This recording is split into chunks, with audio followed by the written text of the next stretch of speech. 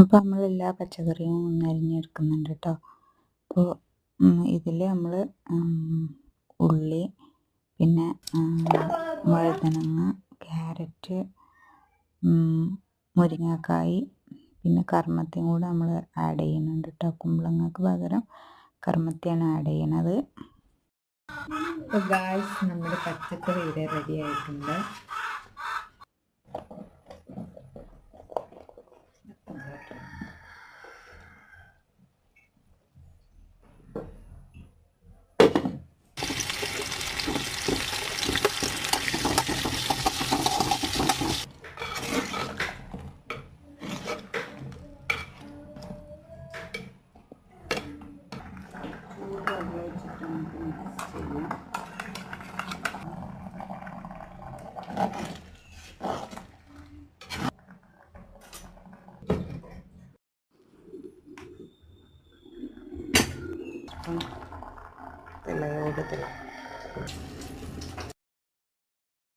അപ്പോൾ ഇനി നമ്മൾ കടുക് പൊട്ടിക്കാൻ പോവാണ്. കടുക് പൊട്ടിക്കാൻ വേണ്ടിയിട്ട് നമ്മൾ വെളിച്ചെണ്ണ ഒഴിച്ച് അതിലേക്ക് കടുകിട്ട് അതിലേക്ക് നമ്മൾ പൊടികളായിട്ട് ജസ്റ്റ് സാമ്പാർ പൊടിയാണ് ചേർക്കുന്നത്.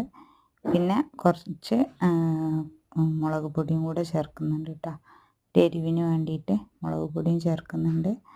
അതിന് ശേഷം അത് നമ്മൾ താളിച്ചിട്ട് കറിവേപ്പും വറ്റൽമുളകും ചേർത്തിട്ട് അത് നമ്മൾ നേരെ കറിയിൽ